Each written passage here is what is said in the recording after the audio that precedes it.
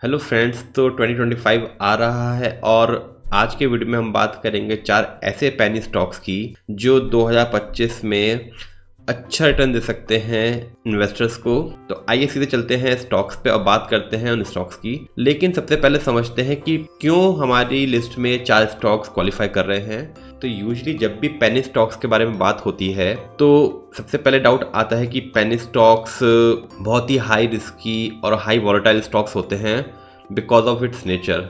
क्योंकि कम market cap के होते हैं तो प्रोबेबिलिटी लगती है कि उनको इजीली मैनिपुलेट कर सकते हैं। लेकिन जिन क्राइटेरिया की वजह से वो क्वालिफाई कर रहे हैं वो बहुत प्रॉमिसिंग लगते हैं और कॉन्फिडेंस देते हैं कि एक अच्छा रिटर्न देंगे अपने इन्वेस्टर्स को। तो आइए बात करते हैं सबसे पहले क्या क्राइटेरिया हैं जिसकी वजह से ये स्टॉक्स क्वालिफाई करे हैं। तो सबसे पहले ये वो स्टॉक्स हैं जो 100 रुपये से नीचे, जिनका हाई प्राइस ऑल टाइम 100 रुपये के नीचे रहा है, तो मतलब 100 रुपये के ऊपर कभी क्रॉस नहीं करे। दूसरा क्राइटेरिया जिसकी वजह से क्वालिफाई करते हैं वो है सेल्स ग्रोथ। तो इनकी सेल्स ग्रोथ 15% से ऊपर रही है, 1 साल की नहीं बल्कि लास्ट 3 साल की। इसका मतलब कि इनके प्रोडक्ट्स या सर्विसेज में दम है जिसकी वजह से इनकी सेल्स ईयर ऑन ईयर बढ़ रही है। तीसरा रीजन है प्राइस टू अर्निंग। ये सारे ही स्टॉक्स 35 के पी से नीचे हैं, इसका मतलब कि एक्सपेंसिव नहीं है और 35 मल्टीपल्स के नीचे अवेलेबल हैं। चौथा, रिटर्न ऑन इक्विटी। इन सब के स्टॉक्स की 15% से ऊपर है, तो बहुत ही अच्छा फाइनेंशियल पैरामीटर जो कंपनी की स्ट्रेंथ को दिखाता है। इन सभी स्टॉक्स के 15% के ऊपर है return to equity. Market capitalization इन सब कंपनीज का 200 करोड़ से ऊपर का है। क्योंकि पेनी स्टॉक्स हैं इसलिए मार्केट कैपिटलाइजेशन यूजुअली लो रहता है। पैग रेशियो इन सभी स्टॉक्स का 0.9 के नीचे है। पैग रेशियो होता है जो कंपनी की ग्रोथ प्रॉस्पेक्ट्स को शोकेस करता है। तो अगर यूजुअली 1 से नीचे रहता है तो कंपनी के अंदर अपॉर्चुनिटीज और ग्रोथ के प्रॉस्पेक्ट्स ज़्यादा प्रोबेबिलिटी नजर आती है। तो इन सभी स्टॉक्स की पैग रेशियो 0.9 के नीचे है। नेक्स्ट पैरामीटर है प्रॉफिट ग्रोथ। अब हमने बात करी थी सेल्स ग्रोथ की कि ये 15% के ऊपर की सेल्स शो कर रहे हैं, लेकिन इन सभी चारों कंपनियों की ना ही सेल्स बल्कि इनके प्रॉफिट ग्रोथ भी 3 साल की 20% से ऊपर है। तो इसका मतलब ना ही इनकी सेल्स बढ़ रही है बल्कि प्रॉफिटेबल भी है। अगला क्राइटेरिया है ईपीएस ग्रोथ।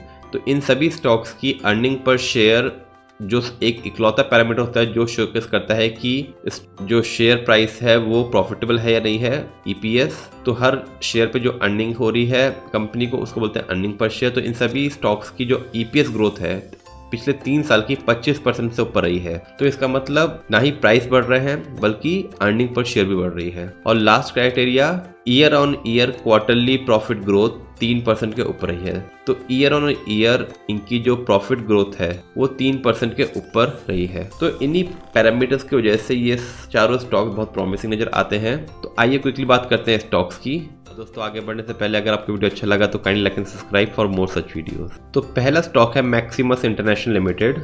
अब ये करता क्या है? Maximus international is a manufacturer and distributor of lubricants, lube base oils and other petrochemical products. तो ये पेट्रोकेमिकल प्रोडक्ट्स लुब्रिकेंट बनाने का काम करते हैं और करंटली 15 रुपये पे अवेलेबल है। अगर पिछले 3 साल का चार्ट देखें तो इसने एक हाई बनाया था 45 रुपीज़ का और अब सितंबर 22 में हाई बनाने के बाद ये कॉन्स्टेंटली एक कंसोलिडेशन फेज में और एक बहुत ही अच्छे सपोर्ट प्राइस के ऊपर अवेलेबल है, जो कि ये प्राइस आता है अराउंड 12 रुपये के आसपास। अगला पेनी स्टॉक जो हमारे क्राइटेरियाज को क्वालिफाई करता है वो है लॉरेंजी एप्रिल्स। तो 2007 में लॉरेंजी एप्रिल इनकॉर्पोरेट हुई थी and manufacture design and market ready made garments. तो गारमेंट्स बिजनेस का है और इनका ब्रांड नेम है मॉन्टेल। और ये exclusive stores, outlets and through e commerce platform अपने प्रोडक्ट्स को सेल करते हैं। करंटली ये स्टॉक अवेलेबल है 20 रुपये के आसपास। और पिछले 3 साल की बात करें तो स्टॉक ने फरवरी 24 के अंदर एक हाई बनाया था 31 रुपीज़ और वहाँ से स्टॉक में एक गिरावट आई। यहाँ पे ब्रेक करने की कोशिश करी लेकिन वो ब्रेक फेल हुआ। अब ये 20 रुपये के आसपास है। इसका एक इम्पॉर्टेंट सपोर्ट यहाँ पे आएगा जो अराउंड है 17 रुपये पे। तो 17 रुपये पे एक अच्छा स्टॉक हो सकता है पेनी स्टॉक अगर आप ढूंढ रहे हैं अपने पोर्टफोलियो के लिए। तीसरा स्टॉक है विंट्रॉन इन्फॉर्मेटिक्स। तो आइए देखते हैं ये करता क्या है। Incorporated in 1991, Vintron informatics limited manufacture electronic items and render related job work services. तो यूजुअली ये motherboard, monitors, electronic security surveillance products बनाने का काम करते हैं और ये एज अ OEM सर्विस भी प्रोवाइड करते हैं टू वेरियस कंपनीज।